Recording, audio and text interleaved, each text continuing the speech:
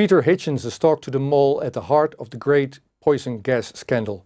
We're going to talk about the OPCW report on the Douma gas attack.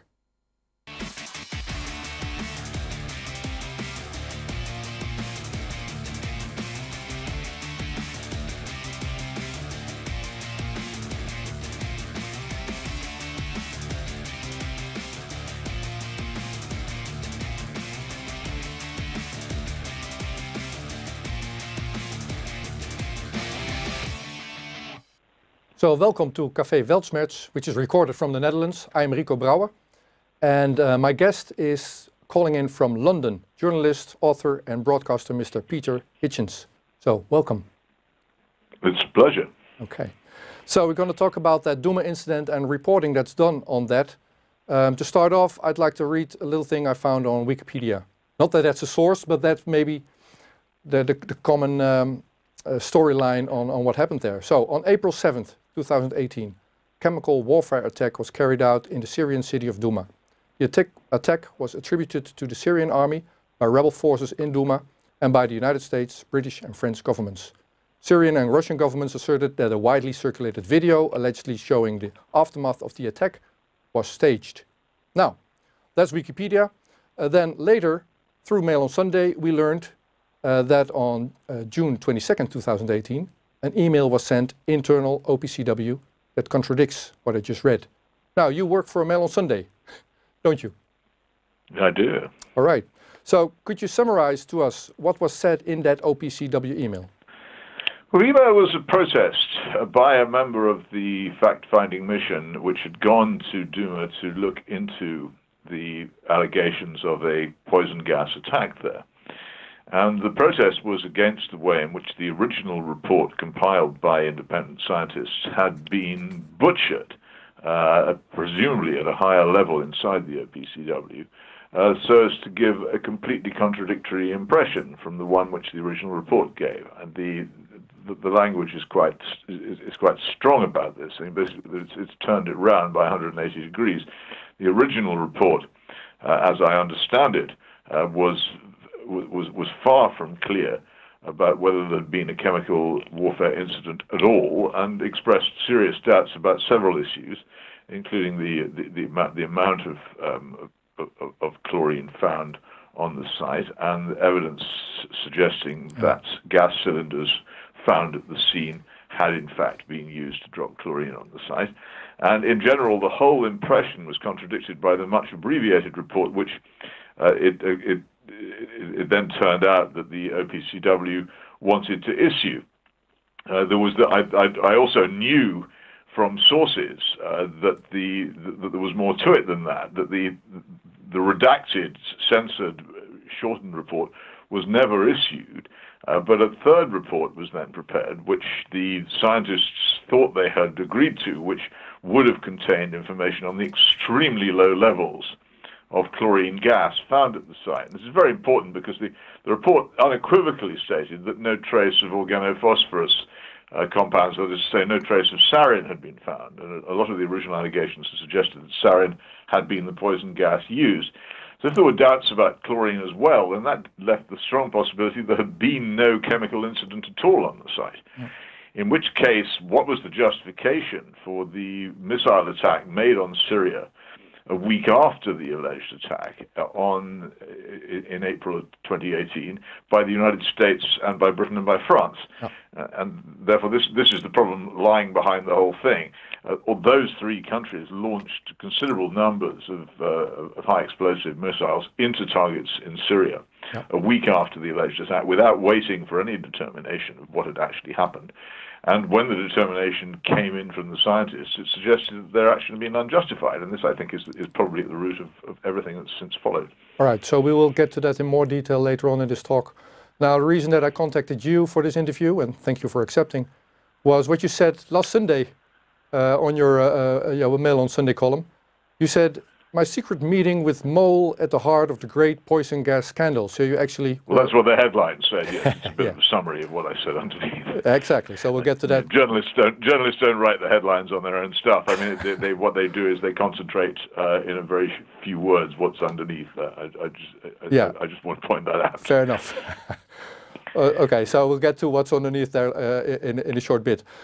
Could you tell for the audience, could you remind us what was going on in Syria early 2018 that led up to that Douma incident? Well, what had been going on for some years, and there's a lot of argument about this, had been what had certainly turned into a civil war in which the government of Bashar al-Assad, a blood-stained tyrant who indulges in torture and who has harbored Nazi war criminals and terrorist organizations, and whose government has been complicit in terrorist organizations, a generally fairly disgraceful and horrible government, has been fighting against a rebellion which I think quite a lot of people would now accept was dominated, certainly in its later stages, by fanatical Islamists, many of them pretty much of an Al-Qaeda persuasion. So we had a battle going on in Syria between two pretty unattractive groups of people, between whom it's hard to take sides on the basis of which of them is nicer, because neither of them is nice. But there was another issue involved, which is was it particularly wise for anyone to overthrow the government in Syria if they didn't know what was going to happen next after what had happened in Libya? So people had some doubts about this. But anyway, the war had continued and had turned very much against the rebels.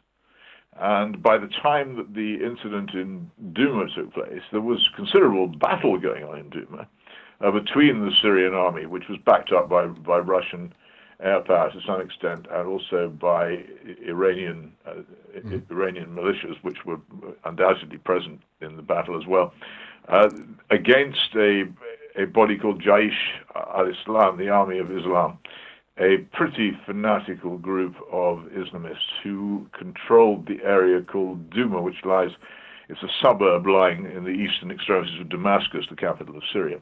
And this battle was very bitter, and an awful lot of gunfire and high explosives and bombing of one kind or another had undoubtedly taken place.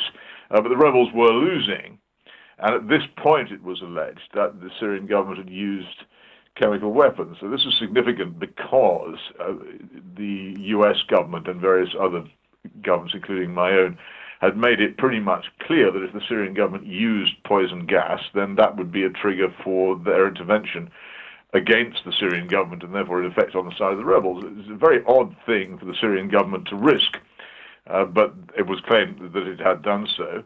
And then, as I say, following the alleged attack, the governments of the United States, Britain and France, within a week, having determined to their own satisfaction that there had been a chemical attack, launched this missile assault on Syria, in which more than 100 missiles, including quite a large number of Tomahawk cruise missiles, were fired into targets in Syria. So, fortunately, nobody seems to have died as a result of this, but that seems to me to be kind of accidental.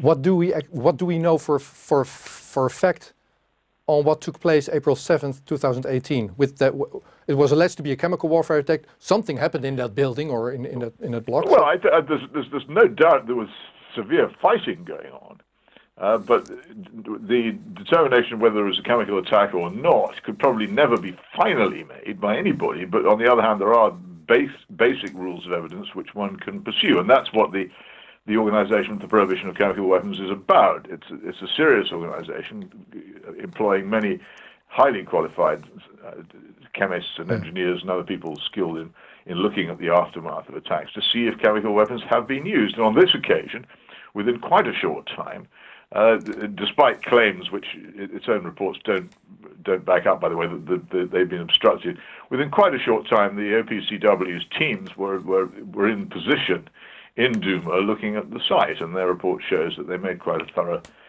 search. And they did not find, first of all, any sarin. Now, this is odd, and the original report says it's odd because the reason why the world got particularly excited about this attack was because of videos which were shown at the time, which suggested that large numbers of people had died as a result of gas inhalation. And the corpses that were shown were foaming at the mouth in a particular way, very closely associated with a terrible gas called sarin. And here was the problem. The OPCW teams, of course, looked for sarin and used all the tests, and they found no trace of it at all. Yeah, exactly. And the symptoms displayed by the corpses on these films were actually only the symptoms which would have been shown by somebody who had been poisoned by sarin, not, in fact, the symptoms which would have been displayed by somebody who had been poisoned by chlorine.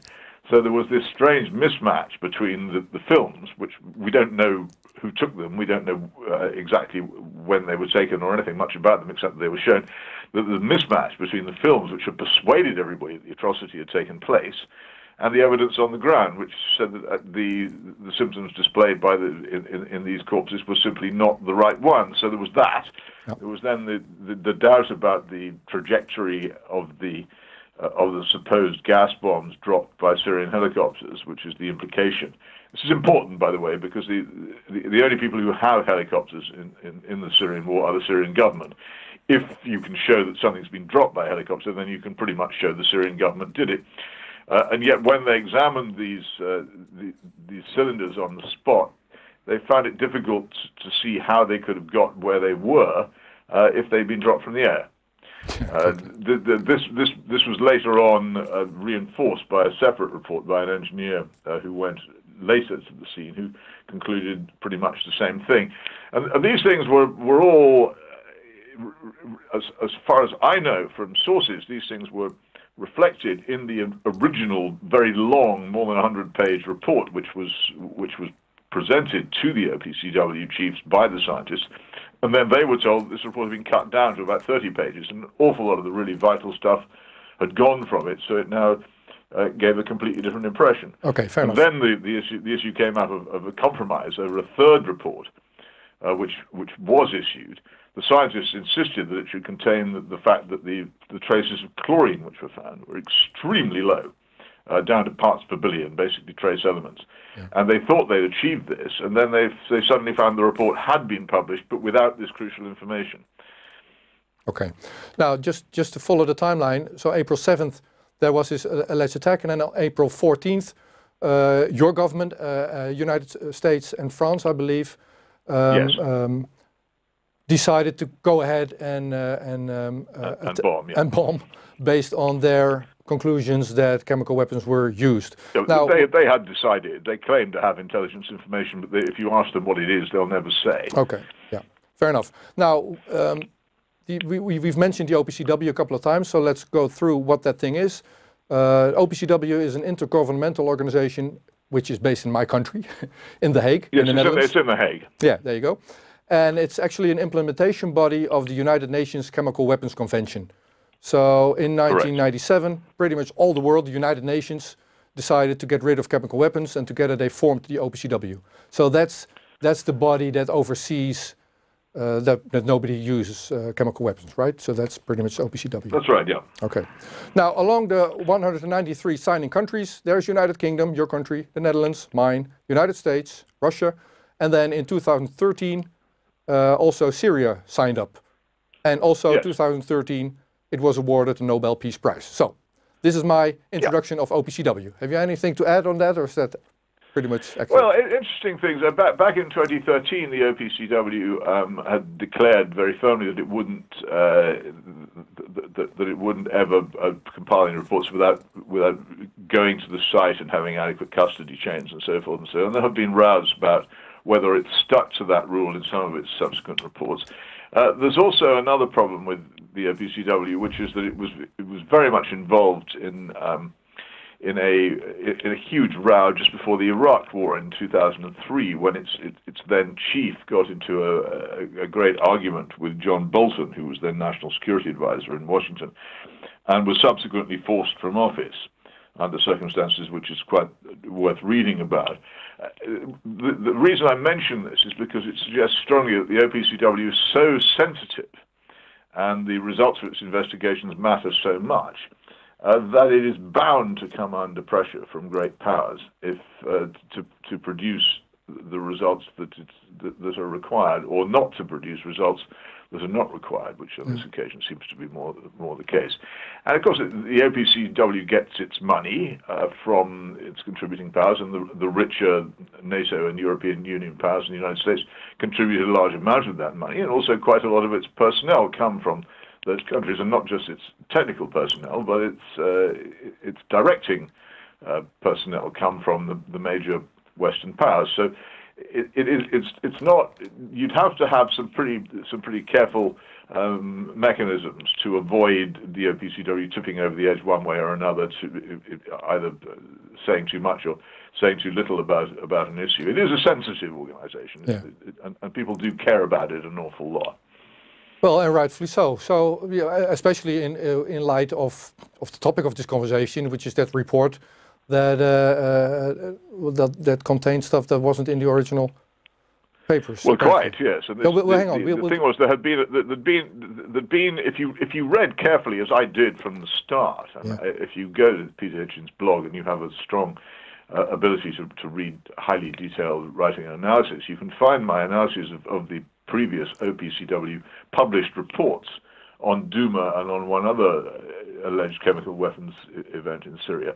They're fascinating documents, and you have to read them very carefully. And I had formed the impression from reading those documents, the ones on Douma, that the OPCW wasn't saying everything that it could have said, and that it was being slightly mealy-mouthed about its conclusions. Okay. So I was not at all surprised when I began to hear suggestions that something had gone wrong. And there was a very interesting story on an American website called Counterpunch, a story written by somebody known to me called Jonathan Steele, a very distinguished foreign correspondent formerly from The Guardian, who was in Moscow at the same time I was there in the 1990s. And it's a very distinguished man of great integrity. He said he'd spoken to a source inside the OPCW who had said many of the things which I had suspected were going on. And as I say, I then sought my own source, and my own source, whom I travelled to the continent to see. Yeah, hang on, we'll get to that. Was ready to confirm pretty much what Jonathan Steele had reported. Yeah, okay. Now, one thing, before we go there, one thing I want your opinion on, or your assessment of, is the following. According to a press conference by Mr. Alexander Shulgin, who is the Russian envoy to the OPCW, the Douma OPCW investigation was carried out not by OPCW staff, but by independent external experts. And their expert opinion was not made public, at least not to the Russian envoy. The reason I mention this, one day before those retaliatory airstrikes on April 14th, that Douma report was discussed at OPCW in The Hague. And we learned on Dutch television, at least, through a press conference by our military intelligence service and our Minister of Defense and your United Kingdom ambassador to the Netherlands, Peter Wilson, that Russians were spying on OPCW. So how does that work? What's your opinion on that? I have no idea. I mean, I think there seemed to be some pretty strong evidence that the Russian military intelligence, the GRU, had been trying to penetrate OPCW security. I can't comment on what Mr. Shulgin says. It doesn't. I wasn't aware of any of that being the case. But obviously Russia is undoubtedly interested in the outcome of this, as it would be, because it has been taking sides in Syria. It's taken the side of the Assad state, and also, of course, the side of the Iranian government, which has a very strong interest in propping up the Assad state as it's one of its chief allies. So that wouldn't surprise me. As I said, the OPCW is a highly sensitive body, and its member states are extremely interested in what it does, sometimes in ways which are quite shocking. Okay. So I've read the same stories you've read. All right. But on this matter, on the matter of the actual the leak and let's move to the leak. The sources inside the OPCW who suggest that something's gone wrong with this report, I do know a bit that hasn't been in the papers apart from my own. Okay, that's the difference. On this thing, I know a bit. Here's the thing. There is serious discontent inside the organisation, which has nothing to do with political pressure, as far as I know, from any government. Here's the thing. April 7th, something happened in Douma. And then OPCW reported and confirmed in that original report that was made public that indeed chlorine had been used. Then, well, I don't think the OPCW has ever substantially said that chlorine has been used. No, I don't think so. You'd have to provide a quote from me from an OPCW document. I don't have them directly in front of me at the moment. They say they found chlorine. But it's a big step from that to say that it had been used, and I don't think they ever went to that. The various media organisations have said, as a result of reading OPCW reports, that chlorine was used, but I think they'd struggle to find any actual specific statement to that effect in the report. That is the reason why I'm using these words. I'm just the audience watching the news being brought to me, and I'm under the assumption that that was in there. Now, so I think there were some reports which were put out and then withdrawn immediately after the July.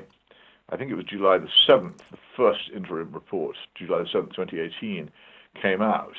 And I think one news agency and at least one major broadcaster overstated the conclusions of the report at the time and had to row back. But I think you'll find that even after the redaction of the report, that it went so far as to say that chlorine had been used. It's never gone further than saying there's a reasonable grounds to believe that it was used. Now, and my information is that that's stretching things quite a bit too, given that the chlorine found was found in extremely small quantities, and also it was found in generic forms which could equally well have come out of a bottle of household bleach. It wasn't. You couldn't specifically say, "Oh, this is the kind of chlorine you would find if chlorine gas had been used." It simply wasn't like that. So let's go into that to the depth that you're comfortable on doing. So last Sunday you wrote down that you went somewhere, talked to people. So what can you tell about that? Well, I felt that I'd heard that this information was circulating, but I felt that I couldn't honestly write about it unless I'd actually met the source from which it came and checked that source's validity and verified that the source was who that source said who they were. So that's what I did, and I travelled off, as I say, to a city I won't identify, and spoke to this person, and was extremely reassured by what I found, that what I had believed to be the case was so. And I have to be careful with this because I've been skeptical about this for a very long time, and obviously if what appears to be evidence that I was right turns up, then I'm bound to be prejudiced in its favour. So I had to interrogate this quite carefully. And of course, when I got back, my editor and his colleagues were also quite tough on me to say, "Well, are you sure about this? What sort of verification have you got?" And I'm not going to discuss on air with you exactly the nature of the verification, but I can say that I was able to satisfy some pretty tough and experienced newspaper people that what I got was a real story, which it is.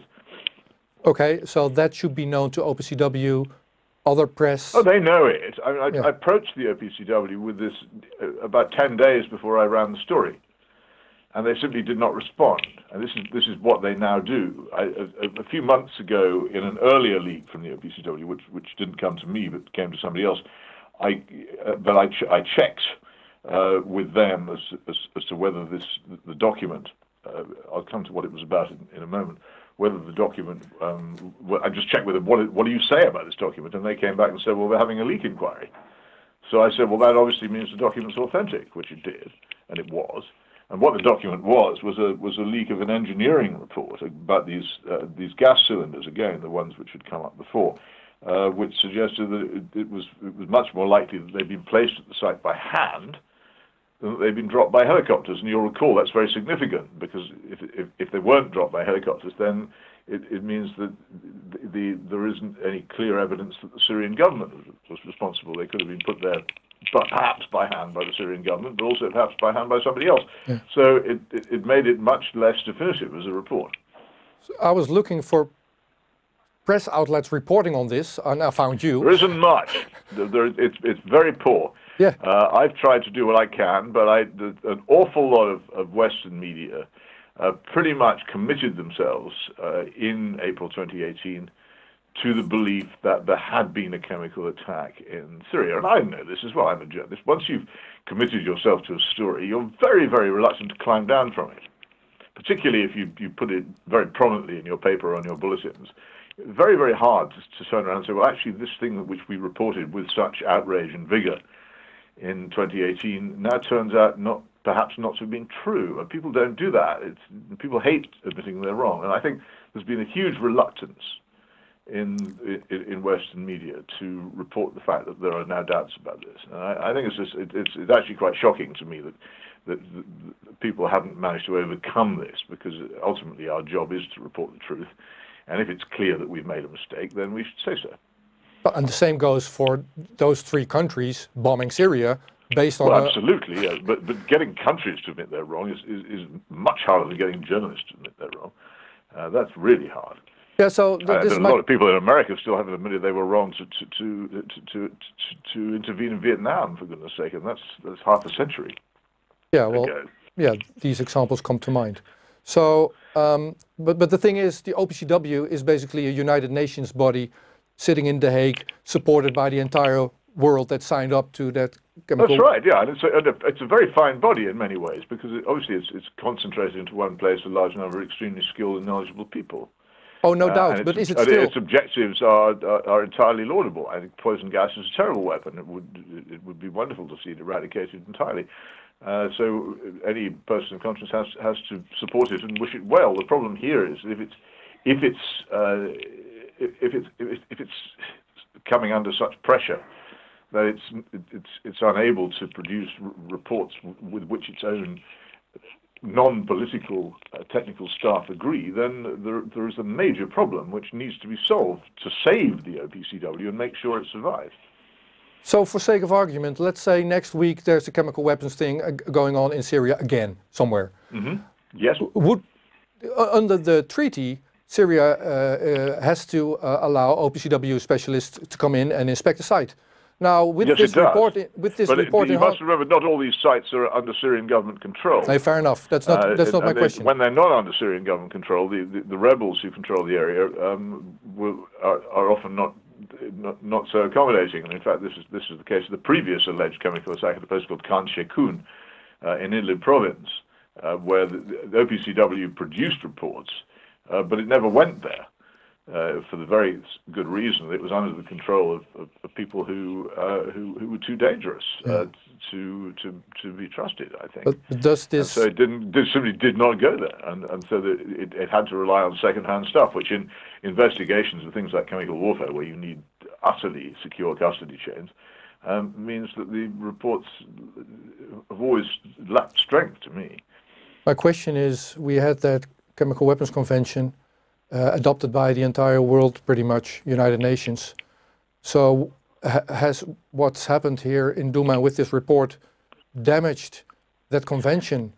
Not necessarily. I think that depends on how this story ends. If it ends by the OPCW admitting, which it really has yet to do, that something went wrong, and if it admits, but it ends with the sponsor nations of the OPCW accepting that something went wrong, and if the scientists who feel that they've been misrepresented in published reports and that their work has been wrongly sidelined are allowed to speak publicly about this under their own names, as I think several of them would like to do, then the matter is solved. The OPCW has cleared its conscience and shown that it's able to keep its own house in order.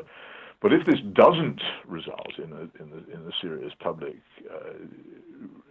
re-examination of the OPCW, one has to worry about its determinations on all these things in future. And this is the fascinating thing about modern warfare. The days when countries just invaded each other because they felt like it are over. The United Nations Charter in 1945 made that illegal. You simply can't do it. There has to be a justification. And one of the principal justifications for starting wars these days is that you're intervening after an atrocity.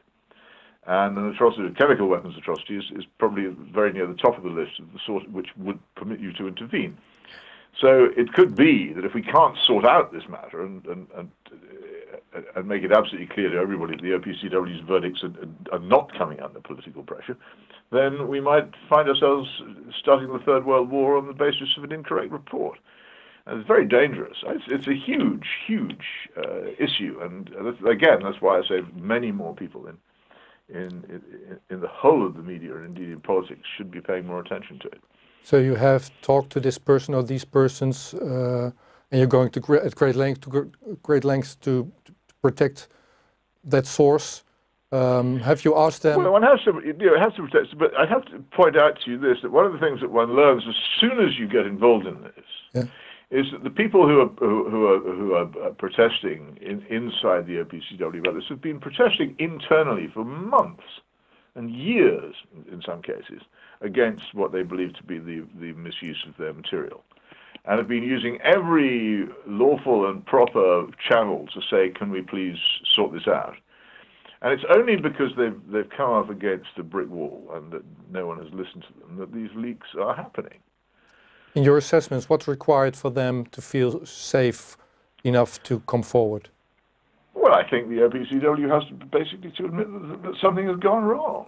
It has to accept that these things which are coming out are reflect genuine concerns by people of integrity. This isn't disgruntled employees moaning because they've been having an unhappy time. These are genuinely impartial, honest scientists using the scientific method, distressed by the way in which their work is being used, and I think there needs to be that acknowledgement. I wish the OPCW would make it. Mr. Peter Hitchens, journalist and author out of London, thank you for being my guest in Café Weltschmerz. Thank you for having me.